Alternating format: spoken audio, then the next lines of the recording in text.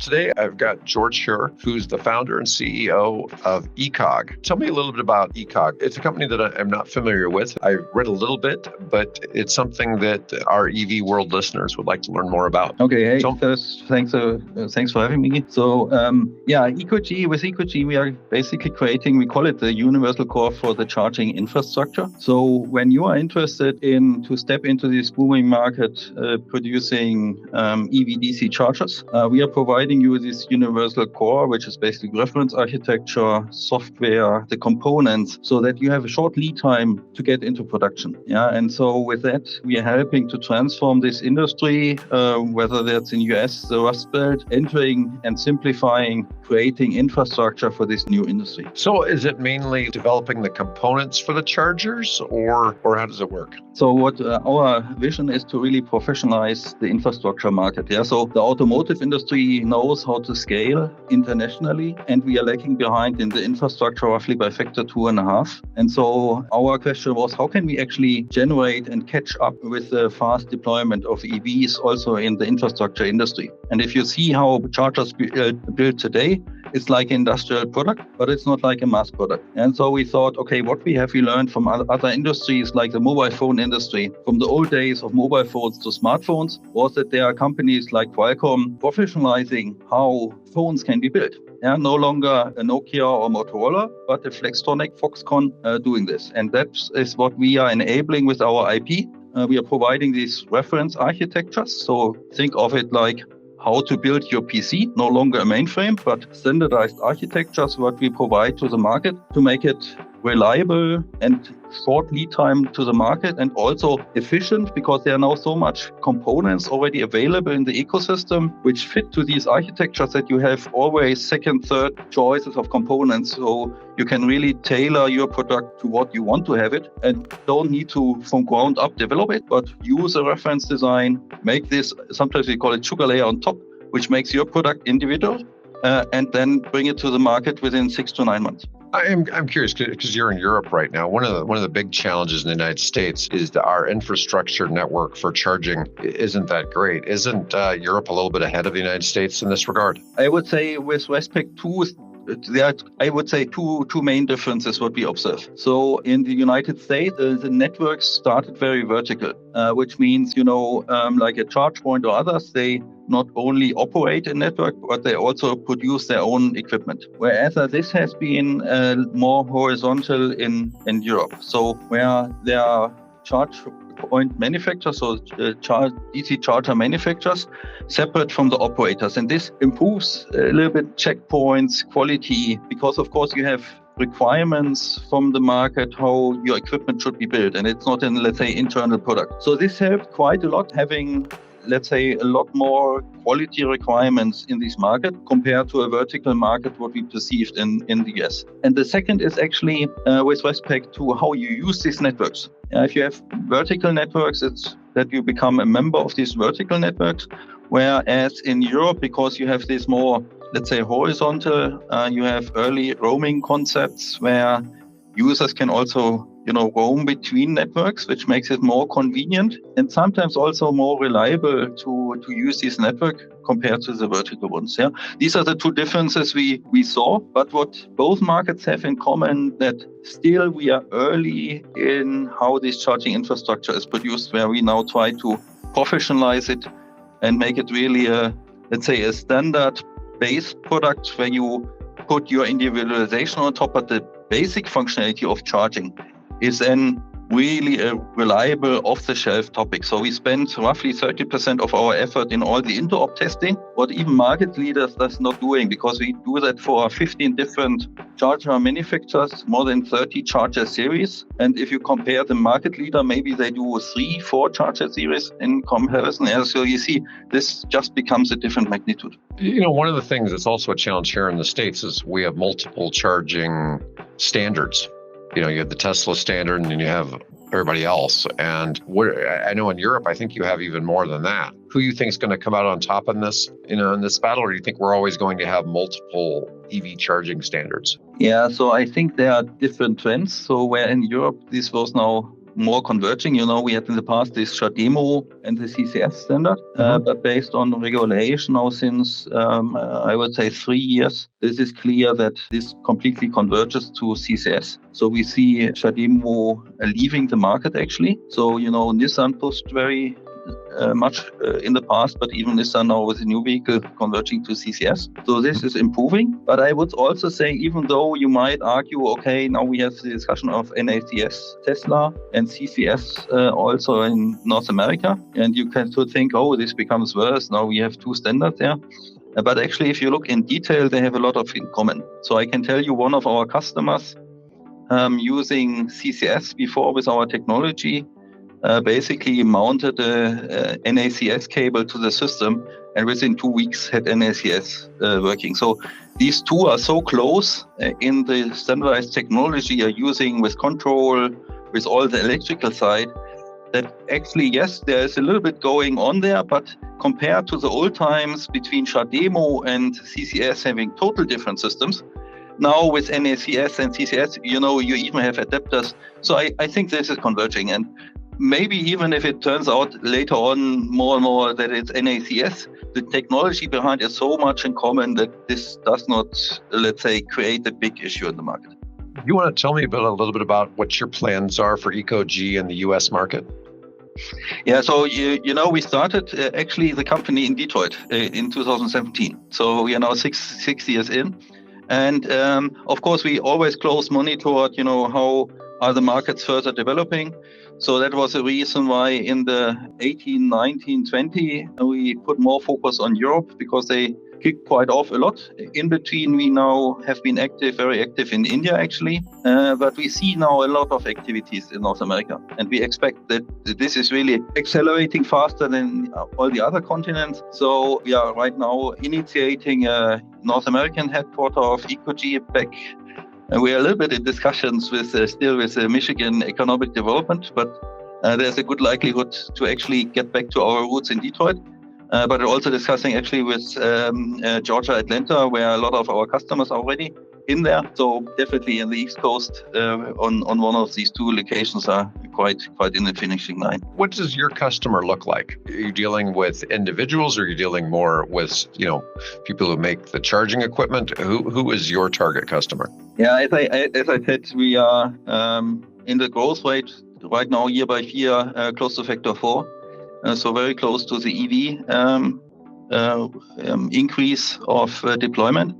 And this is not only our success, but also the success of our customers.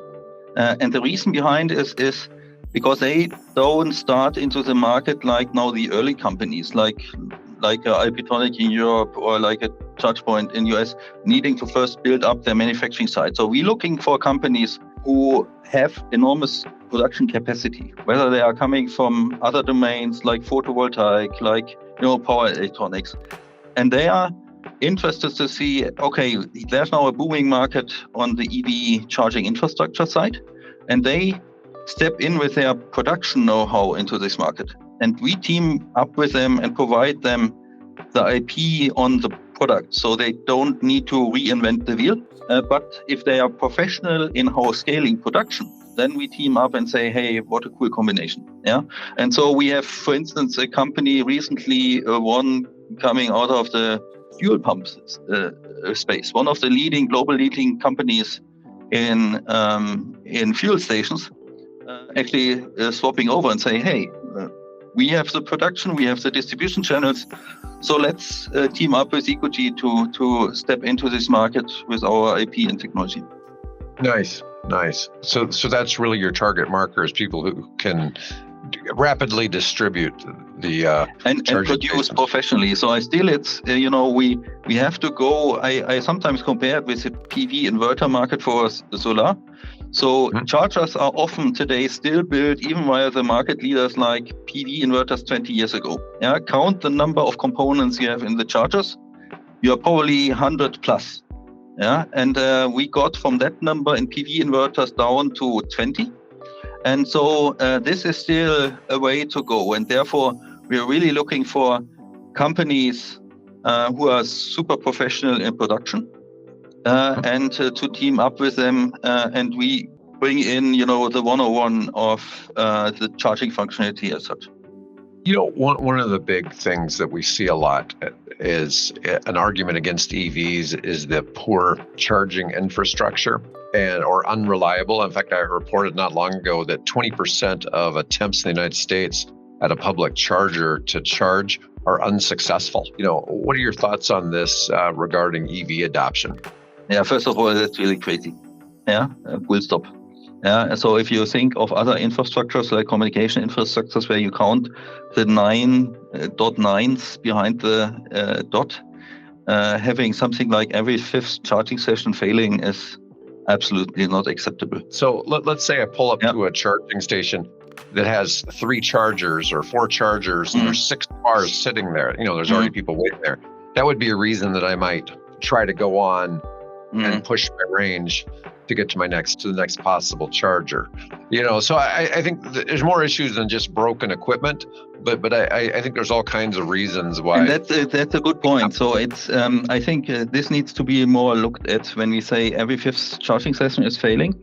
So what we have seen is quite a large number is really on authorizing the charging session. Yeah, so this is actually often half or 2/3 of these 20%. Then we have topics where some of the technical aspects on the infrastructure is failing or it's not in operation.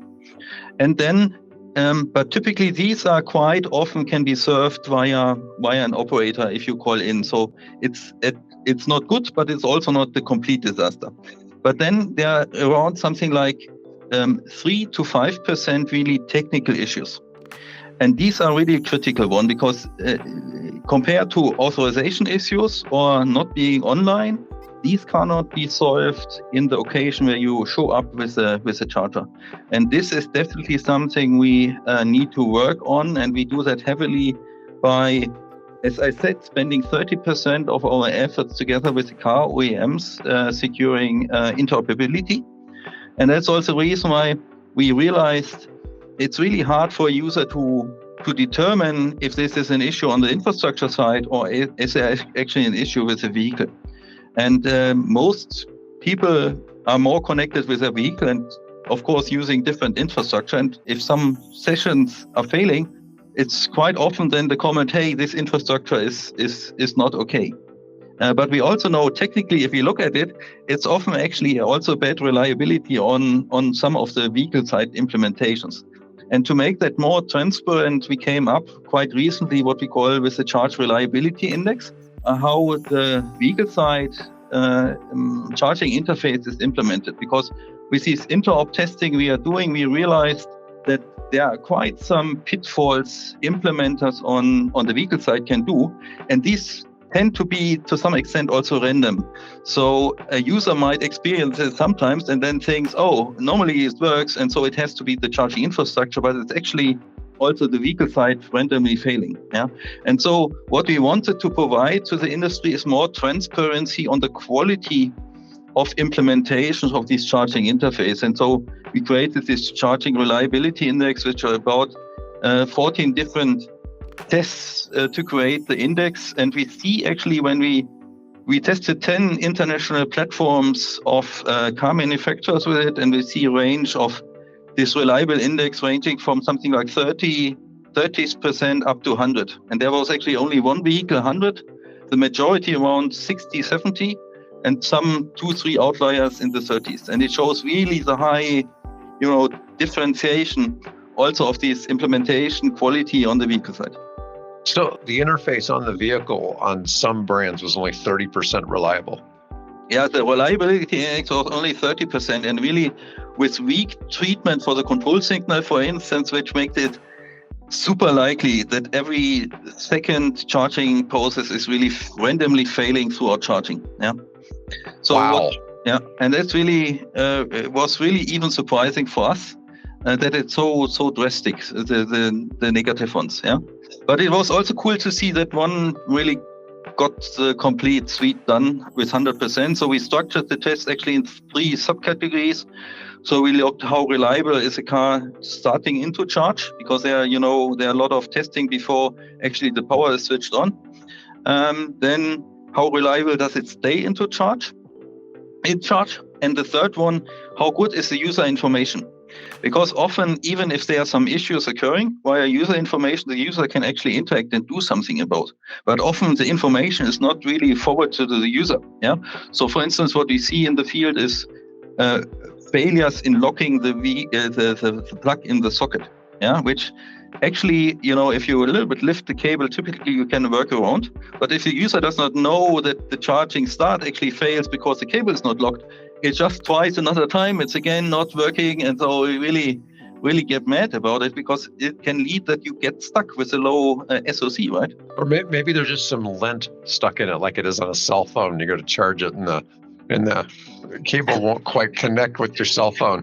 So there's some lint. It's like that. And if it tells you, hey, and actually it only needs to be lifted for 5 seconds until the lock is in, and then everything is fine. Yeah. So these are these notions where actually you can inform as a vehicle also the owner and say, hey, we stopped because the lock was not properly working. Hey, try to lift it a little bit, because cables wear out, also the socket wear out. So sometimes you have a little bit more tolerances, and then there's simple stuff to avoid these errors. Yeah. Can you tell us who was the most reliable? Which vehicle had the best success? We could, but what we actually want to do is really to provide this to the industry. I think we saw that This works quite well. Also in the charging rates. Yeah. So we started to look at these curves. And it's really something we want to do in partnership with the industry. It's not about, blaming someone. It's just saying, hey, with this now becomes transparent, so let's work on it. And we are confident, like with the charging rates, which continuously go up in the past 3 years, that in the next, let's say, 2 years, we will mostly get up on this curve, I would say, between 80 and 100%, because it's not super complex stuff. It's more to be aware of it. And so we stay along that line and say, hey, let's be constructive. It's out there. We are happy to discuss. And also the OEMs already took the opportunity after publication to reach out, and we discuss with them, hey, what are the findings? And I'm pretty certain they are working on it right now. So you told us a little bit about how people can avoid various errors. There's some communication errors that can occur during different stages of the EV charging. Yeah, so we have control errors we might see. So this is on one hand side, what we look at is how the control signals are dealt with on the vehicle side. So what is the damping, what we see? And sometimes it's really, we saw that with one vehicle in India, which has really a wired way how they put the signal lines in the vehicle. And there was a lot of noise coming in via the wiring they did. Yeah. And so it was not surprising to us to see, hey, this it has a certain likelihood to fail. And what is really difficult for the user, it does this randomly. Yeah. So sometimes it's once for 20 minutes and then fails. Sometimes it's you try 3 times and only once for 10 seconds. Yeah. So because it's connected with noise and this bad wiring, it's really random. Yeah. Or if you are in charging, you're dealing with currents, which can vary quite fast. So you need to have a fast control cycle. And of course, there are then different policies how you deal with when you have some delays in this control cycle, and some are just going too strict and are too narrow-minded how they send it over. And so then immediately after they maybe miss a message, then they say, hey, I stop. Yeah. And that's what we also saw unnecessary. And to say if the timing is not tolerant enough, then also there might be a likelihood in this control mechanism that you are actually stopping too early charging where it's not needed to already stop. Yeah. So we look there quite in details of the systems, whatever we learned in the past 10 years, also, of course, providing this technology and to provide more transparency for implementers to say where they should look at also on the vehicle side. Yeah. I see where you guys received a €6 million investment recently. Was this governmental money? Was this private money? What kind of investment was this? Okay, yeah. So we are now 6 years active. So the team behind is more than 15 years in this market. so quite from the early days in this electric mobility wave, not referring back to the 90s. But when after we started in Detroit, we worked 2 years on our product. Where then, with the first 3 years in focusing very much in the European market, got 15% market share here in Europe. So more than every 10th DC charger is already running our technology. And we were actually profitable last year and said, but now with the scale in North America, with going more in services, we picked up extra venture capital money to realize this scale. So we have now investors from quite a big utility from a real estate family office from infrastructure company, and also from an impact VC. So quite, I would say, spread, and which is also important for us, because as a technology provider, you want to stay also in a neutral ground in your financing. Anything else you'd like to share with us today?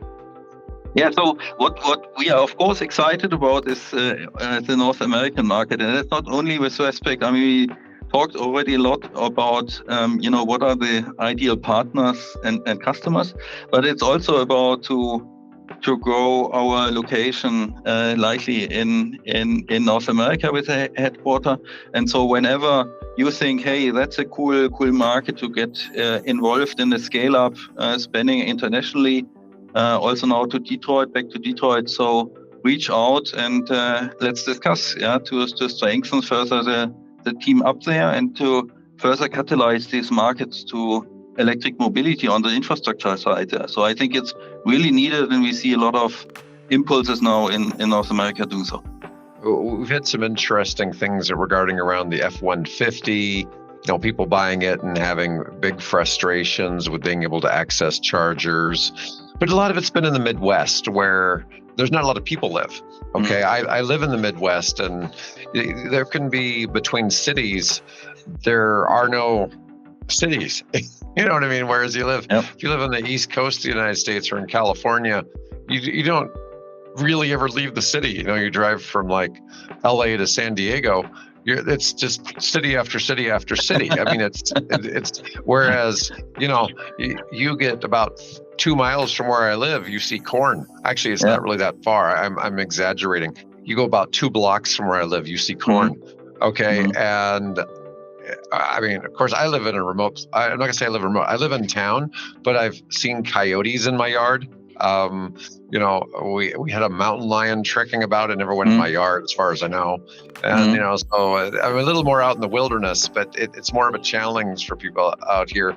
But then the Secretary of Energy did a little road trip to talk about EVs, and she ended up not being able. There weren't enough charging stations where she was going. So one of her staffers decided to block the charging station with a gas-powered car, and a family that was trying to charge their EV that had a baby in there. Of all people to have pull up. Yeah, they called the police and got the police involved with the Secretary of Energy. And what an embarrassment, And so, and I think, I mean, we are in a transition, and we'll see, as you said, and that's also the case in Europe, and I think also in India. There are different, let's say, requirements. I think having the area, there are also more potential than if you think of renewables. So in cities where you really have dense setups, I think it's probably more likely to install a charger, but to really supply a charger with energy becomes more and more challenging down there. So that challenge you don't have.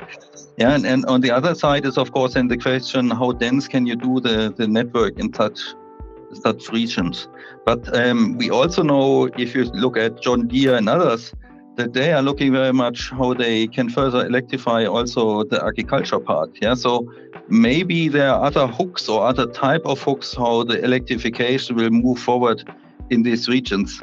And so not everything is at the same pace, and not everything is driven by the same, let's say, infrastructure notion. So there might be differences, and this is, I think, like everywhere. I mean, we are still at 2%, 3% of this market.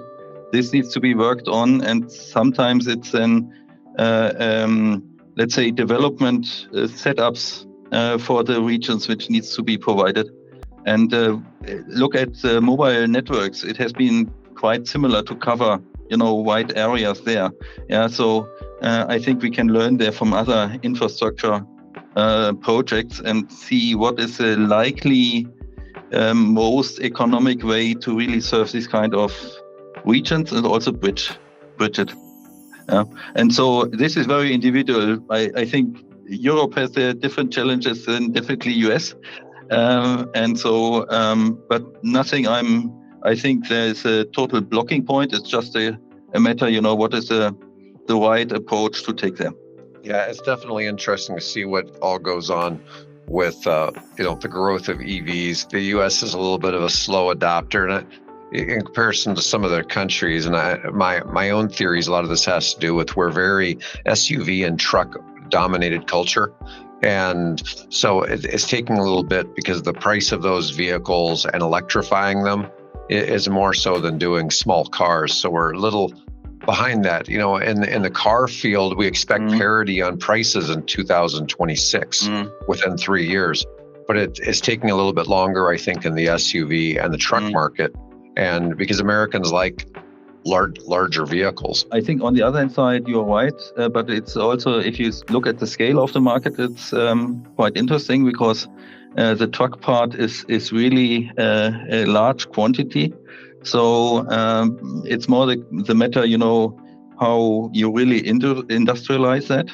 And also there, we tend to be really, and we are all both, I think, now 15 years in the market, and we tend to be a little bit impatient, but it's getting there, I would say. Yeah, so I'm still positive.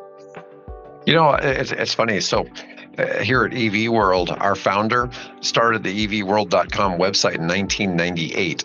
So it's the original electric vehicle website, and there weren't electric cars, per se at that time. There'd been concepts, things like that. Like the Prius came to the U.S. in '98. So which of course is a hybrid.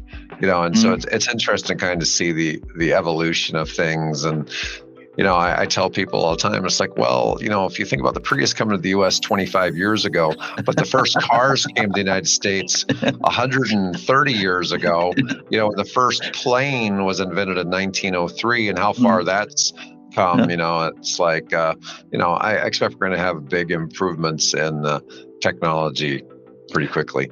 Yeah, and actually, I don't know if you have been to a Novi battery show.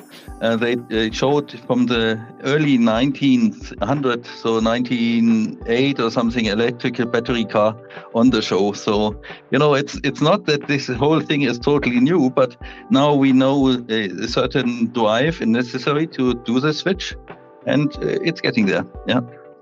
No, there's been lots of interesting tech on cars over the years, that's for sure. And of course, batteries have improved a little bit in the 100 years since they made that first one.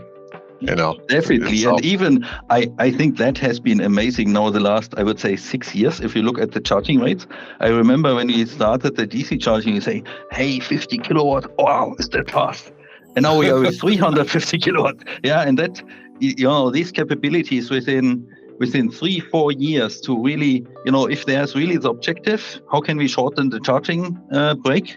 Yeah, and this amount of interest in invest to improve this happens. Yeah, and that's the same, I think, with the charging reliability, and I think also step by step with the infrastructure in general. Oh, yeah, definitely. There's definitely, you are really seeing some big kilowatt hour batteries. We look at the NASA Sabre battery and some of these other things that are half or, in 50% of the weight, they can hold 4 times as much energy. So you're 8xing the energy per battery. I'm assuming you're 20xing the cost per battery, but eventually they'll figure out how to make that cheaper too. So that'll all change because there's some possibility to electrify some aircraft more than just for something cute, for something a little bit more practical for real flight and things like that as well. All right, I'm gonna go ahead. Okay, good. I was going to go ahead and say I wanted to thank you for being on my show today, and it was a pleasure. Look forward to seeing how much EcoG grows in the future. Hi, I'm David with EV World News. If you like this video, then please press the like button. If you like the content and would like to see more videos on electric vehicles, then please hit the subscribe button. If you have some feedback for us, please let us know in the comments. Have a great day.